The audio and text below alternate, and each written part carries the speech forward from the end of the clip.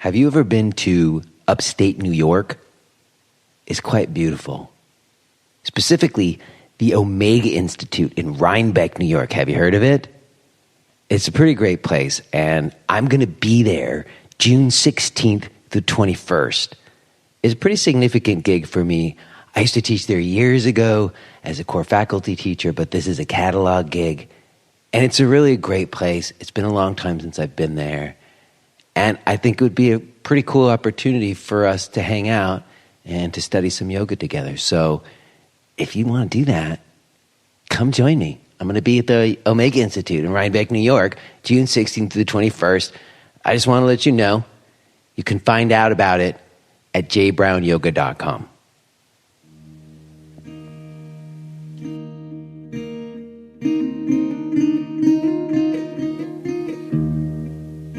Okay, it's that time again. This is Jay Brown Yoga Talks podcast.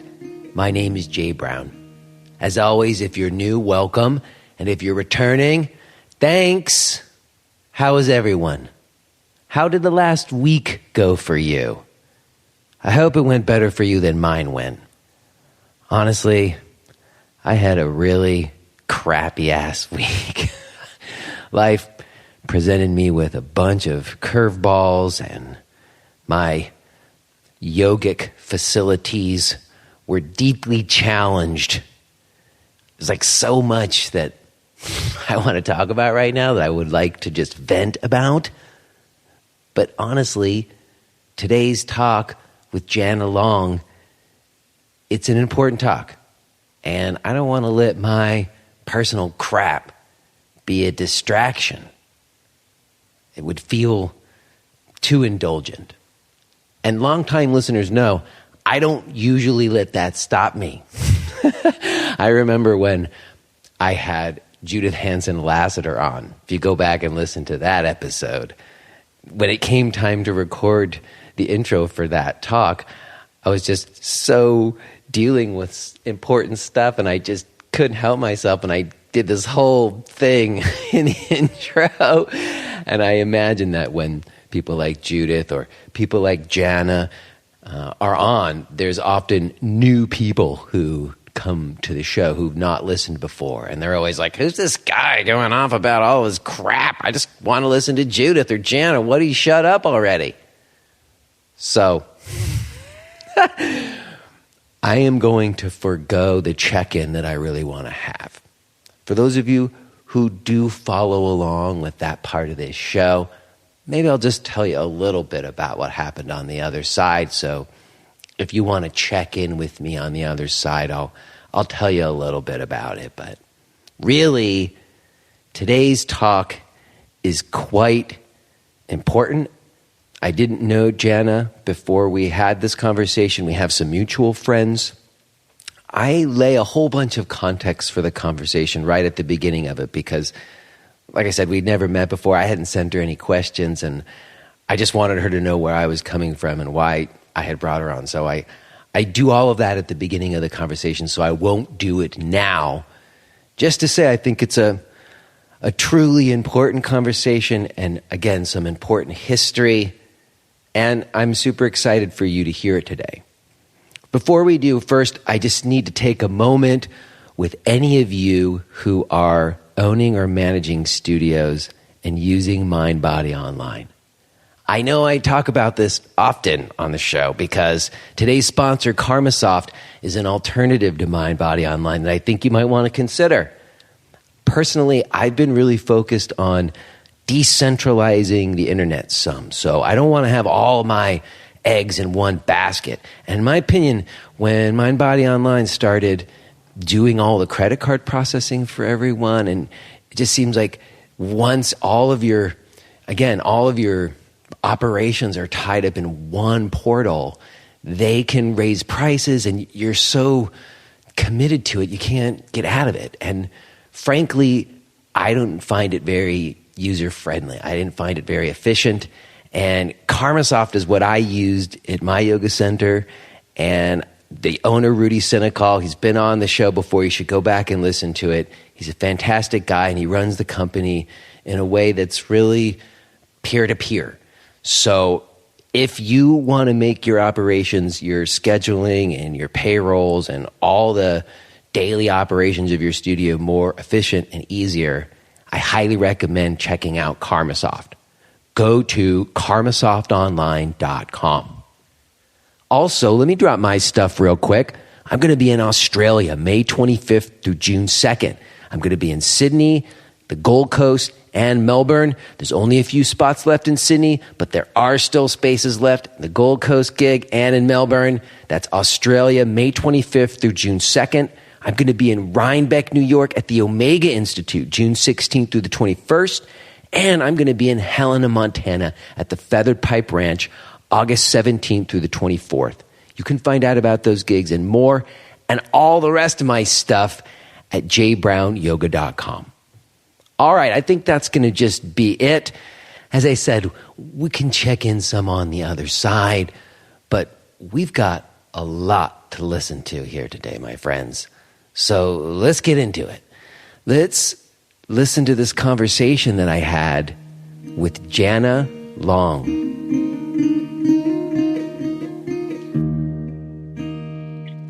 Hello? Hello. Hey. Hey. How are you? I'm doing pretty good. How are you? I'm doing good. Will you do me a favor and pronounce your first name for me? It's Jana. Jana. Thank you, Jana. And the J, are you James Brown? No. It's your bad self. No? Oh. I get that. And there is actually a yoga teacher named James Brown out there that some people have mistaken me for. No, actually, the J is short for Jason. Okay. But there's always been another Jason Brown yoga teacher in New York City since I moved there a long while back. Mm-hmm. So I started going by J because most of my friends call me J. Okay. And I used the J period initially just because I thought it was kind of writerly and it was like a little bit eccentric. And I liked that because I thought my name was always kind of boring. Yeah. But now I just kind of fancy it for its eccentricity. Cool. No, it's very cool. All right. Well, Jana, thank you so much for giving me some time today. We haven't met, but we may have a connection. A friend of mine and teacher, I think Mark Whitwell, did some stuff with the Black Yoga Teachers Association a few years ago. Mark was instrumental in helping Black Yoga Teachers Alliance launch our national initiative, Yoga as a Peace Practice. And so we will be ever grateful to Mark for participating in that and being a part of it, and because the program has continued to live on, even though he's no longer involved with it. Well, I remember when that was happening, and I also remember you put out that video, which I want to come back to. Okay. And, you know, just to say for everyone listening, I know I put this in an email to you. I'm particularly grateful because you're starting me off on something which is getting more teachers of color on the show. Oh. I honestly, maybe a year and a half ago, I got criticisms. People were saying, you know, why are there not more teachers of color represented on the show? And I said, you're right. And so I made like a list of teachers I knew of. It was maybe like a dozen. Mm-hmm. And that led to like 2 or 3 episodes, which are on the show. But then more recently, I was scrolling through again and struck again by the lack of color. And then, I don't know if you saw it recently, there was these videos of this college student at the Columbia. And I just thought, God damn it, Jay, you got to do something about this. So you're helping me get started here. And that's good. Thank you. And in getting prepared to talk to you, I did go back and watch that video you made of the history of yoga and the Black community. Oh, cool. And I didn't realize, I remember watching it when it came out a few years ago, and I will put a link in the description so that when people listen to us, they can go. Because frankly, I think more people should watch it. Yeah, I'm really proud of putting that out there, because until that video appeared, a lot of what was available in video about Blacks in yoga practice was almost a mockery, and it was sort of like parodies and almost like a modern day blackface in yoga, so to speak. So I wanted to engage people's minds in a way that was based on an historical context of how yoga not only moved into the Black community, but in general, how it came to the United States. Well, that's something I want to shine a light on today, because a lot of what this show's about is about yoga coming from east to west, and then from underground to mainstream. And, I've done that from, I had Philip Goldberg on from American Veda. So we talked about, the Theosophical Society and Vivekananda and these people. But I didn't really realize until I saw the video that you made how much of a thread that was in the Black community as well. Mm-hmm. And the other thing I wanted to say is at the end of that video, there's a huge list of teachers, which I, yesterday, getting ready to talk to you, wrote down a list of like 30 teachers. Yeah. So I'm going to be going through that list. So thank you for that as well. And the last thing I wanted to say before we start to get to some stuff is I'm just admitting a lot of what this show is about for me is this idea of being very transparent. So I was talking to my wife and I said, I got this list of yoga teachers, of Black yoga teachers, and I want to go through and I want to talk to all these teachers. And she had this immediate reaction, which I did too, which she voiced, and she's probably going to get mad at me for telling everyone this, but she said, well, are you going to have them be like in a row? Wouldn't that be kind of weird? And I definitely thought that for a second. Like if Jay has more than one Black yoga teacher in a row, then like now I'm doing like a Black History Month, or it becomes a thing. And I got really upset. I mean, that's the problem right there. You see, I can have a million white yoga teachers in a row. It's not a thing. But if I decide to have some Black yoga teachers in a row, it would be a thing. So I'm saying all this because that's what this is about for me. Talking to you and going through this list is trying to just get away from that.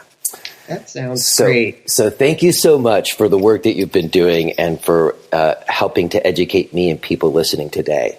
Well, thank you. I appreciate the invitation to speak with you. So let's get it on. Yeah. All right. So like I said, there's a couple of different threads I want to follow with you. I think the first is I do want to just give the listeners of the show who maybe haven't seen that video a little bit of some of the highlights of what's in there. One of the things that really struck out to me is how much, like even when I talked with Philip Goldberg about like the earliest yoga in America, when you talk about Emerson and Thoreau, and they're the first people Americans who are kind of writing about that and giving it any kind of like in the literature, that those folks were some of the first folks who were also against slavery. Mm-hmm. And that then there was, we talked about the Theosophical Society, and I didn't really realize that there was sort of at some point in the early 1900s kind of a Theosophical and NAACP connection. Right. Yeah. Actually, what it was that there was that conference in Germany. I believe the person there, Gustav Spillers, who invited W.E.B. Du Bois, and at the time, I believe Annie Besant was in charge of the Theosophical Society. Madame Blavatsky had passed away by then, and we're talking early 1900s now. And so W.B. Du Bois and Annie Besant with the Theosophical Society were the two Americans who attended that conference. And I only can imagine, and given the intellectual capacity of someone like W.B. Du Bois, and there he is with Annie Besant, in I believe that was in England. I'm not sure. I need to look at the video again. But anyway, that was sort of the intersection. But there was a lot of movement in the early 1900s for Black people. It was still the tail end of the Reconstruction era. And so there was a lot of activity of what would be how would Black people move fully into American society now that they were no longer enslaved, and there were many ideas cropping up. And so, W.B. Du Bois at the time was a spokesman for political action, for Black people being more politically active and coming into parity with whites in society versus his counterpart at the time, Booker T. Washington, who was more about Black folks sort of using, being skills, people who had skills and trades where they could continue to, service and work for whites, I guess, and just get paid for it. So that was a beginning. So at that time, Du Bois wasn't NAACP, but out of that, he was part of what was called the Niagara movement at that time. But the NAACP and his invitation to join the NAACP as one of their founders and key spokespersons, in which he became. He started Crisis Magazine, which became the publication of the NAACP, and it's still going on. Crisis Magazine still comes out, so it has stood the test of time. Well, I didn't really, I guess in my mind, when I think of, the history of the Black community or Black and religion, I think of Christianity, and I guess I just never really thought of there being Black theosophists. Yeah. But there were. Like, I remember I wrote down some of these names, Father Divine and Sweet Daddy Grace and Church of the Living God and Black Freemasonry even. Yes, and even I think one of the another was the Moorish Science Temple that was started by the noble Drew Ali, and I think that was an attempt to reconnect Black people to a spirituality that was more in keeping with the expression of spiritualities in African cultures from an African cosmology. Once our ancestors were brought here, we were disconnected from everything about ourselves. Our names were taken away from us. Our families were separated. And even in renewing families here or starting families here, it was very common for the same thing that's going on at the southern border today. People separated from their children, and that creates a huge complex and historical trauma that if you have not undergone that, you have no idea what that's like and how many generations the impact of that can last. So, and then of course our ancestors were brought to a place where they have no idea where they are, different climate, different people. So, but some remnants of how spirituality, not religion, how spirituality may have been practiced and manifested among Africans has always been a search for us. And even within Christianity, the Black Christian church very often can express quite differently than the white Christian churches, whatever denomination they may be. So there's always been that attempt to bring the essence of your own spirituality into the divine spark that you feel within. Well, I've always felt like yoga's, especially like certain aspects of Tantra yoga, have been sort of these threads that have run throughout religions. And even you were talking about Noble Drew Ali, and if I'm not mistaken, that that even led to Wallace Fard and the Nation of Islam, right? Like exactly. So it was the search for something beyond. You have to keep in mind the Christianity that we received were images of white gods, white Jesus, white Mary. And that's kind of a paradox when you're enslaved and, by white people, and then the deities that are put before you look like the people who have enslaved you. That is a bit of a conundrum. It always was for me, even as a child, which I grew up typically African American, with the church, etc. But those images, and I being a child of the 60s, where I'm seeing, policemen sicking dogs on black people who are marching peacefully for the rights to just move freely in society. And then you go to Sunday school and there's like white Jesus looking at you, and it just, I don't know. It's a bit confusing, to say the least.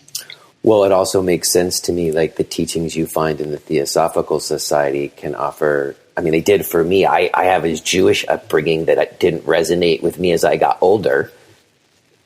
And finding like the teachings of yoga, and actually I found it partially through I found this book, 14 Lessons in Yogi Philosophy, even before I got into yoga, really.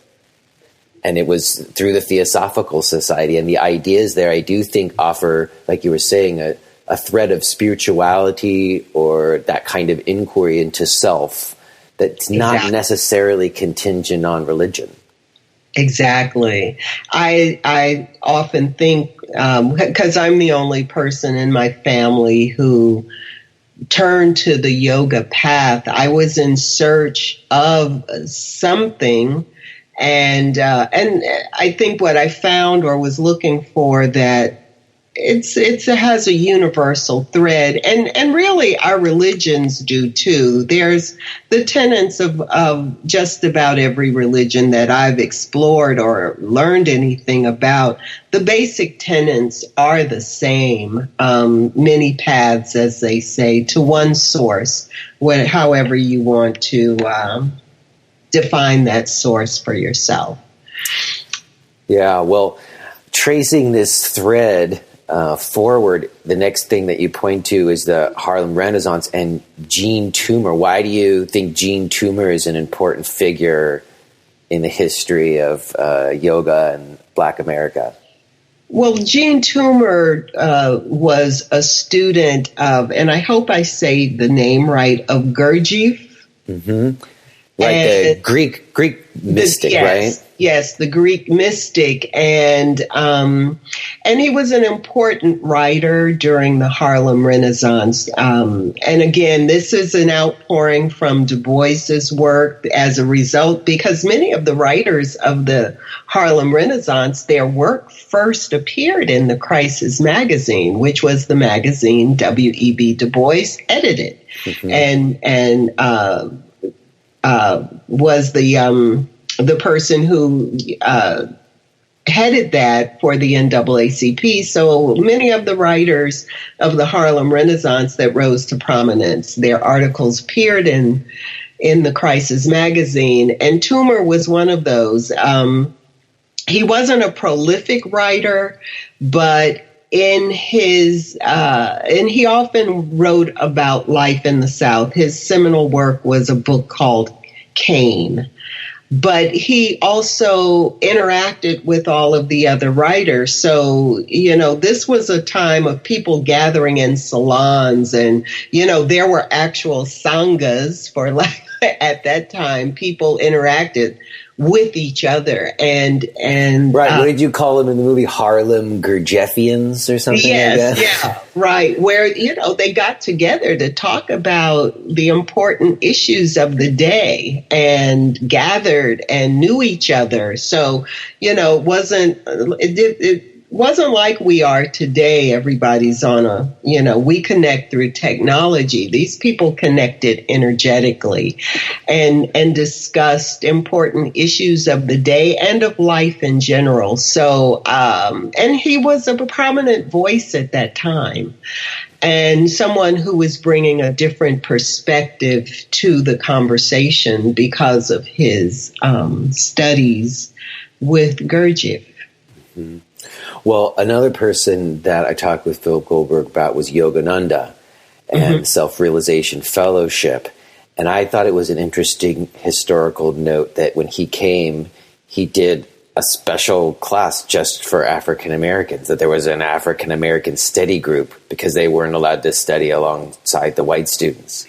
Yes, and later on, after I did that movie, I was really curious about that gathering. I wanted to know, where was it in Washington, D.C.? That's where I grew up, in D.C., and was very curious. And actually, someone, a teacher in Washington, D.C., a yoga teacher, sent me the actual address where that gathering took place. But this was post-movie. I had already done the movie.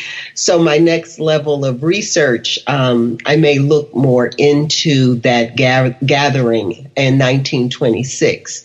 Who was there? What was the topic? See if I can find anything on it. It does seem like a significant moment in the history. Absolutely. Absolutely.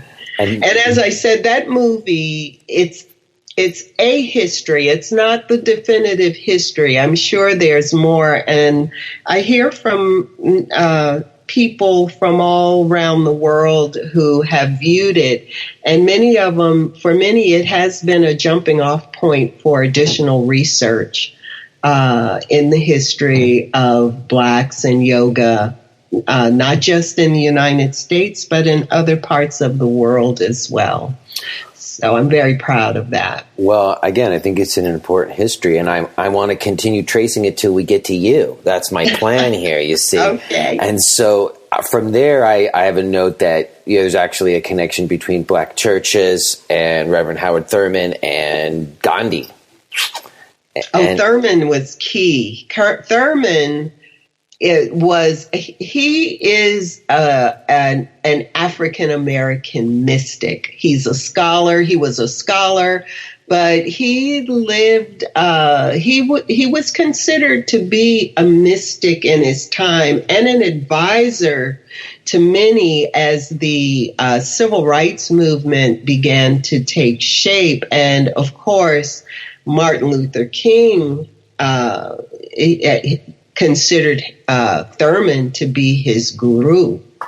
And the whole concept of nonviolence, ahimsa, was the underpinning of the civil rights movement of the mid-20th century. So Howard Thurman, is the guru to Martin Luther King. Mm-hmm. And I love here the church was called Church of the Fellowship of All Peoples, right? Right. And one of at that time, was the only integrated church, I believe, in the United States, but certainly in California. I believe that's where it was. It was in California, but I could be wrong. Mm. But it was one of the first fully integrated congregations, because Sunday, for the most part, was considered to be, at that time, the most segregated time in America. Everyone went to separate churches. So, well, from here is where I think the threads kind of parallel some, where you basically have sort of like celebrities, or for the Black community, it was jazz music. I saw you talking about John and Alice Coltrane, which, I was into music before I was into yoga too. And I could see, I hadn't really thought about that, but Alice Coltrane was a kind of prolific yoga teacher early on. Yeah, and John Coltrane and Alice Coltrane did not label their music jazz. You know, that's a genre that was not created by them or by any of the musicians who played that music that is referred to as jazz. Jazz is not a self-defined label. In other words, it was something that was, and it started off having quite a pejorative meaning. So this was music created by Black musicians coming out of the South, coming out of the tradition of the spirituals, and then mixing with probably some other styles of music. But for Alice and John, they referred to their music as spiritual music. They did not call it jazz.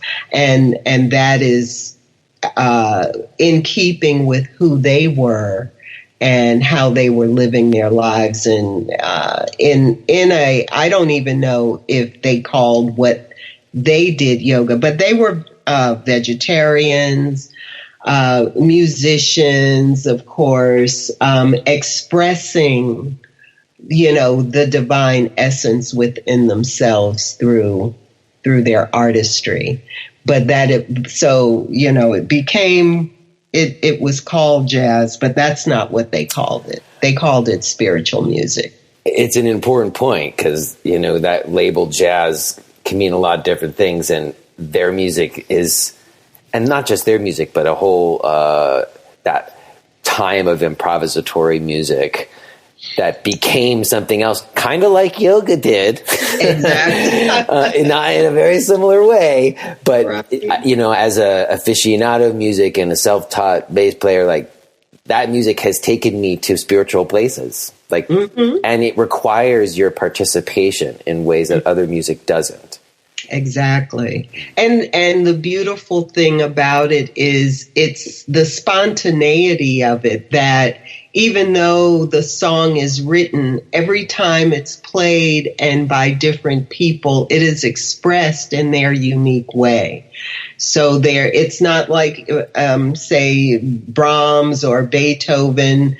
You can have many different orchestras, but they're going to play that symphony pretty much the way it's written. There's no room for the violinist to suddenly break out and do their own thing or modify a note or whatever. Jazz, on the other hand, or what we call jazz, the music is infused by the spirit of the player. And that way, and in that regard, every time the song is played, it is unique, because you're able to innovate and make it your own, and express it through whatever is the instrument of your choice. And that's why it's, it really is, we live with the label jazz, but it is a spiritual music, and it derives from the spirituals that were the songs of the enslaved people. They were not gospel singers. Those songs are called spirituals. Mm-hmm. And so that is the root of Black music in America, is the spirituals. And that process that you're describing of that expression through music, and how you can have a sort of structure, but it's different every time you do it. That sounds a lot like an asana practice to me, too. Absolutely. Even when you do your own asana practice, it's not the same every time. No. Mountain pose can be can vary. And how you feel within it can vary. Wherever your spirit is seated within you, you have a different experience each time. And it may be just a subtle difference, but it's different every time. And that's the same. And I think that's why, as that music innovated and we get to the civil rights music, by then now we're calling it soul music, soul singers.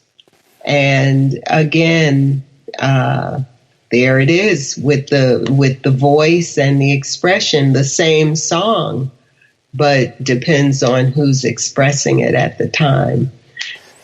Yeah, and it makes sense. It seems like at those times yoga was found in the kind of counterculture movements, whether it was music or, the entertainment industry, where you had like Indra Devi and, stars like in the Black community as well. Those are the people who were the ones who were maybe, at least in any kind of public way, being engaged with yoga. And at a certain point, I've talked about this a lot, there comes your generation, and there's sort of, in my mind, there was a kind of an exodus to go find gurus. Well, I think, my generation, we're coming out of, there was a period where all of these practices went a little underground, and that was during the McCarthy era.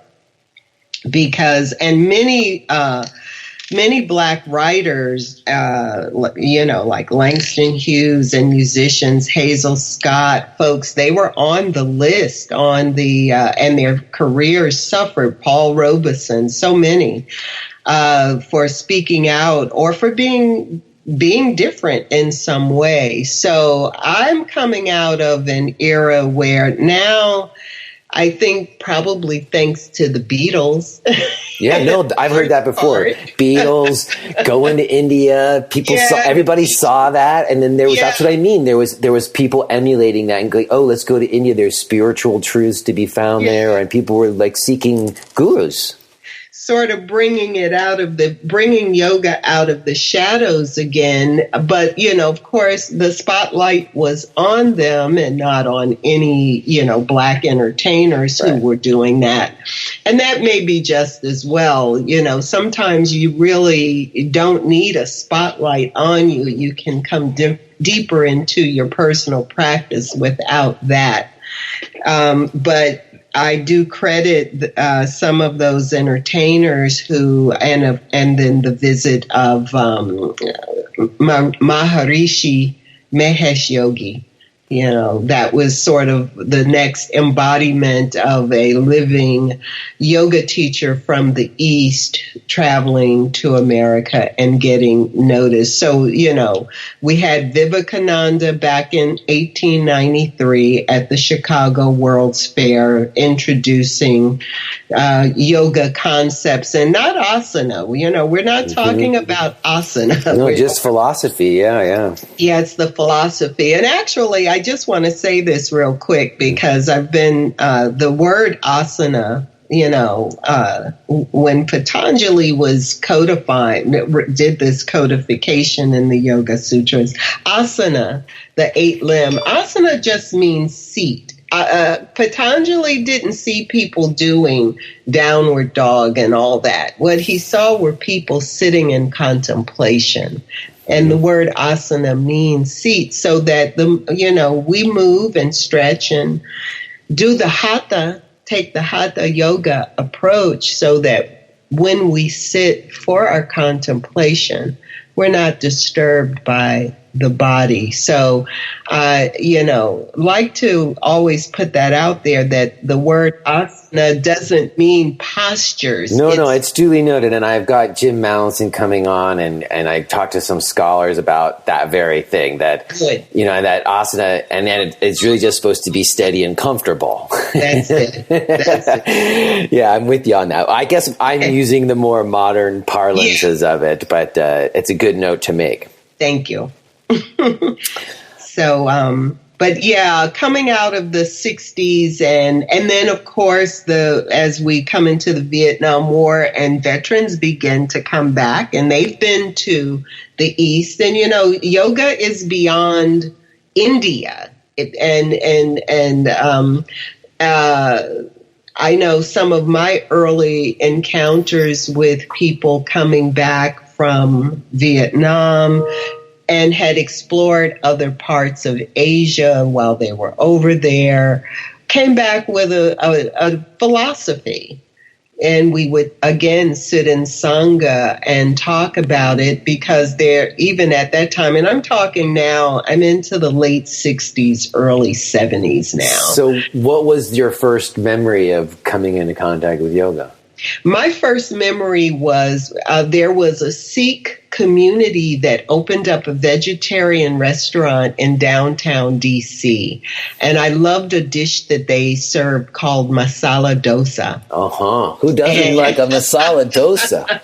I was hooked on masala dosa, and as a result of going to the Golden Temple, which was the name of the restaurant, and meeting some of the people who worked there, who also had they lived in a communal they were doing communal living in a row house near DuPont Circle in D.C. and I was invited to come and be part of a Sangha. There was some yoga and a lot of discussion. I still have some of the books. In fact, my copy of the Bhagavad Gita was given to me by one of the people who lived in that home. So that was early on. And then in terms of hatha yoga practice, there was Lilius Folan on public TV.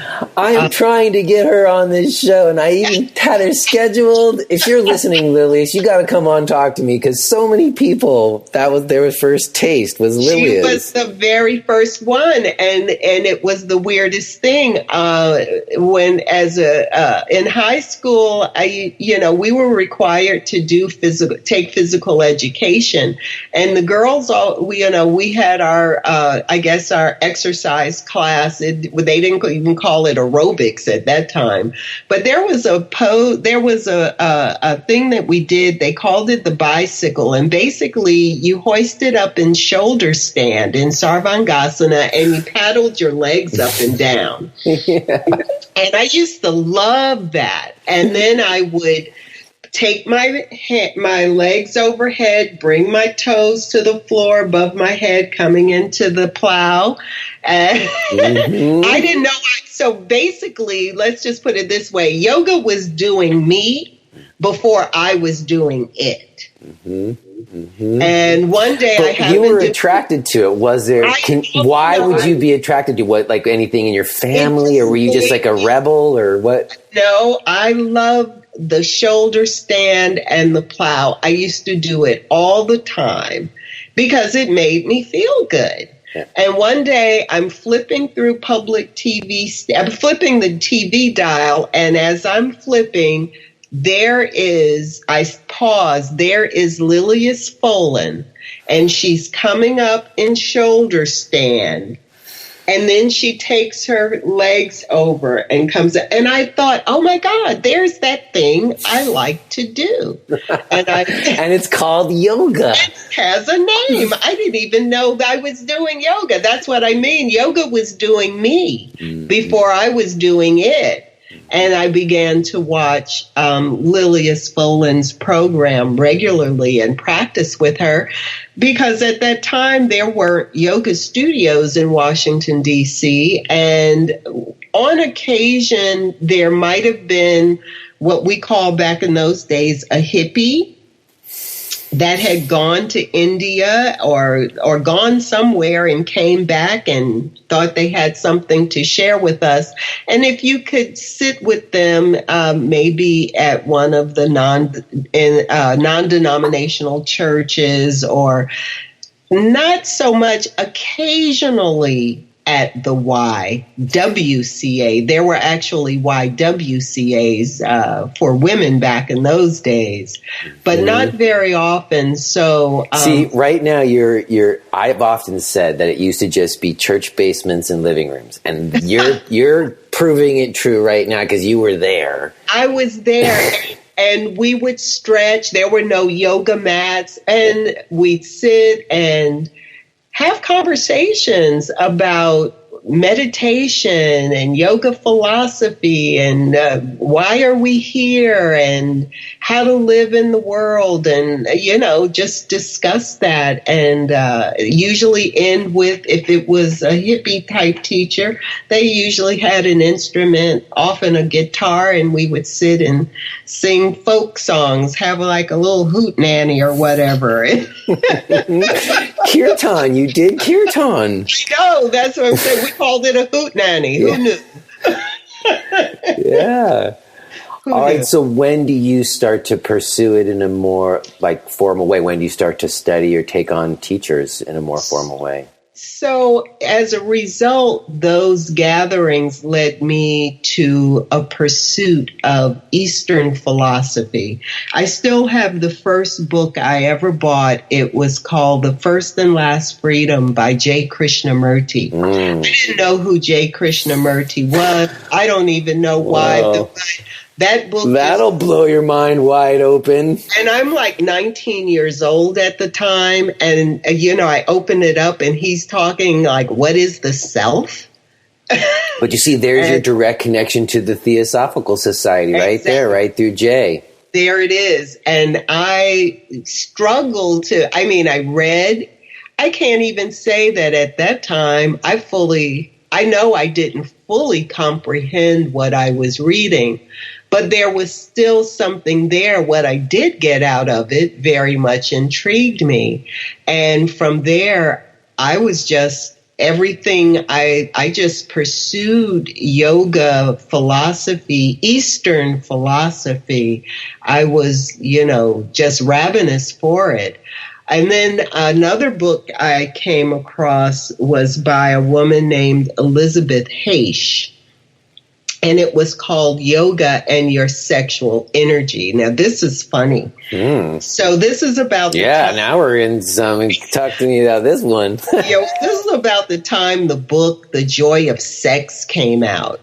And I was a late bloomer. I wasn't sexually active, but I was curious, And The Joy of Sex had pictures. And so I see this book. My mom had this book, Yoga and Your Sexual Energy, on our bookshelf. And I'm like, oh, wow, I wonder what that's about. Because now I know something about yoga. But what it was a book that talked about the energy of the sacral chakra, Swadhisthana, and the relationship of that to your creativity. Not so your production, not just your reproduction, that too, but the movement of that energy from the sacral chakra and through the chakras into the crown is how you express your creativity. Right. Often creative and sexual energies are closely associated. They're the companions. And the ultimate creation. How about that?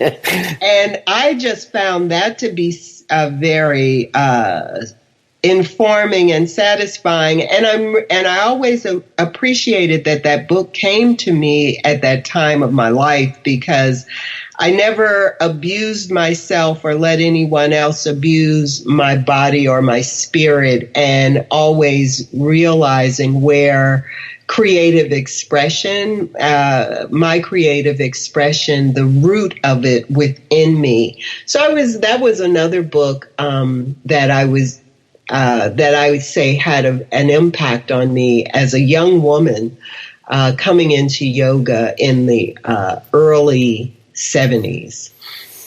And then there was Richard Hittleman's book, which was 28-day, your 28-day practice, yoga practice. And someone gave me that book in hardback. That comes up almost as often as Lilia's. Yeah, I think that came out around 68, but it didn't fall into my hands until maybe around 1973.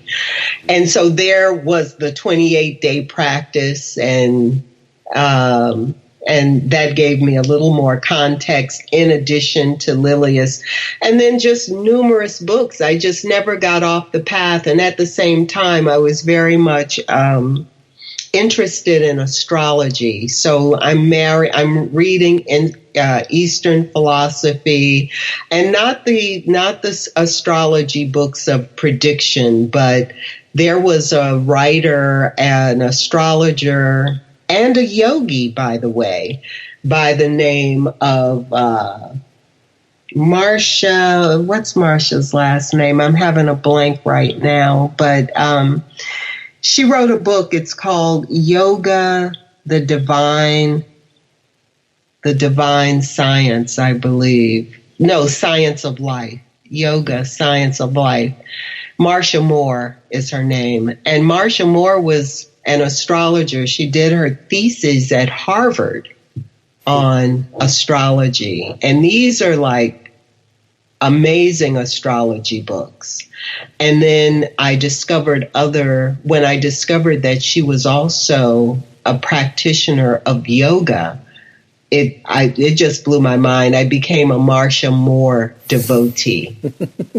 Well, when do you end up actually like sitting at the feet of a teacher rather than through their writings? Well, by the time I find a teacher, the first teacher I had, I was on my own for a long time.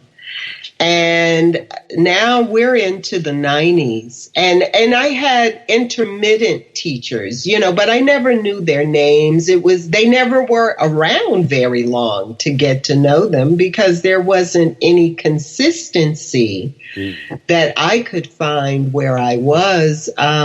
Were you teaching at all, or were you just maintaining a personal practice throughout? What were you doing from the 70s to the 90s? I'm just practicing on my own and reading. And then one day I joined a gym, and now I'm into the late 90s, right? And I encountered my first Black yoga teacher ever. It's been 30 years.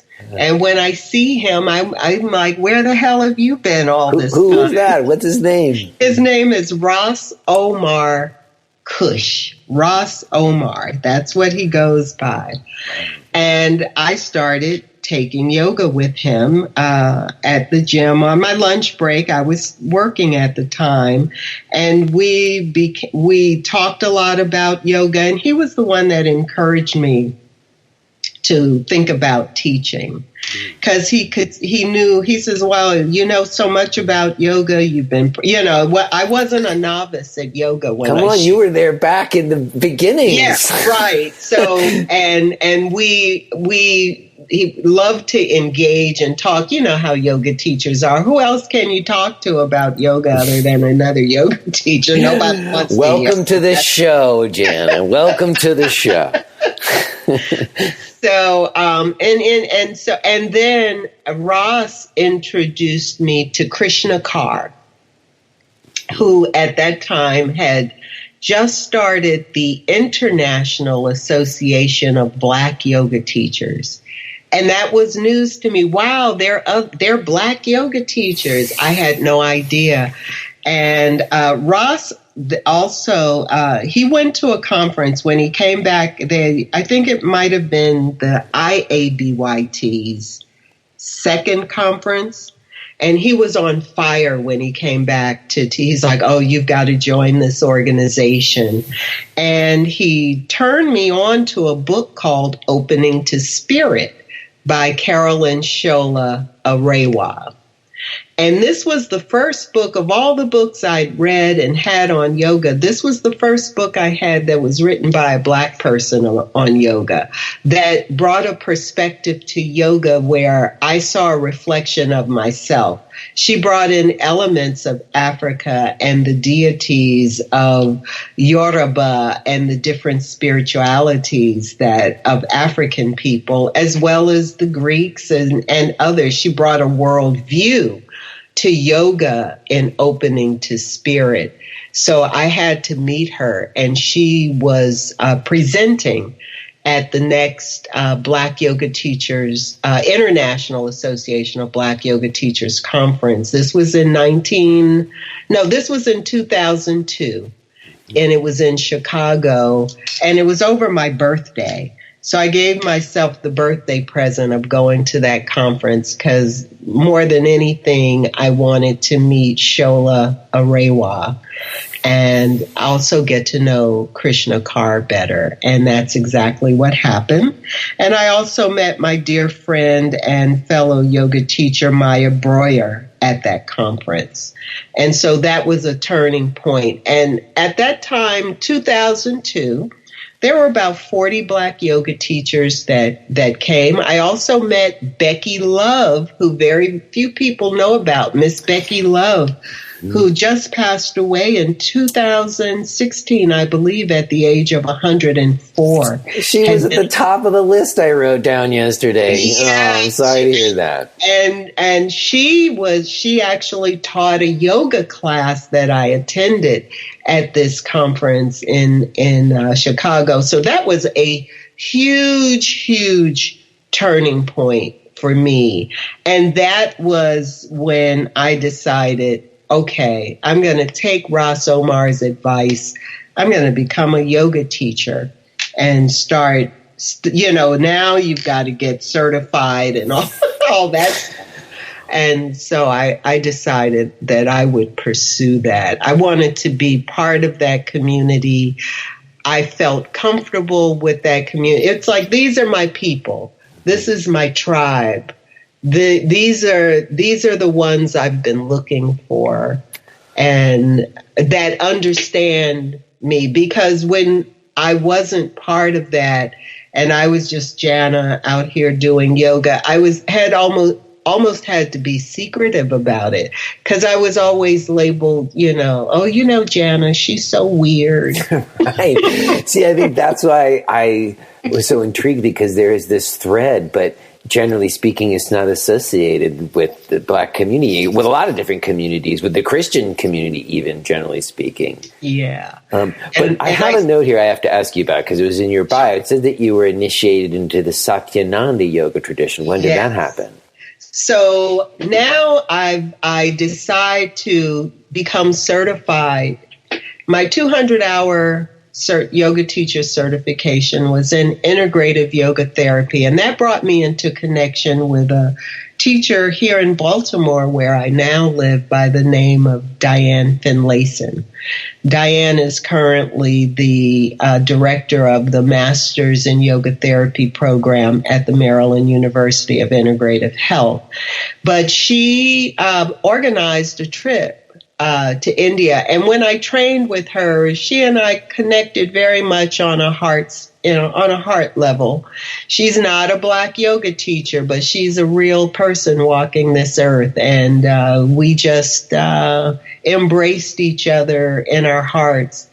And one night I got a text message or an email from her. It says, I'm putting together a trip to India. Do you want to go? And I just immediately responded, yes. If you are hearing this message, then you're listening to the free version of J. Brown Yoga Talks. To hear the rest of our conversation, please subscribe to Podcast Premium at jbrownyoga.com/premium.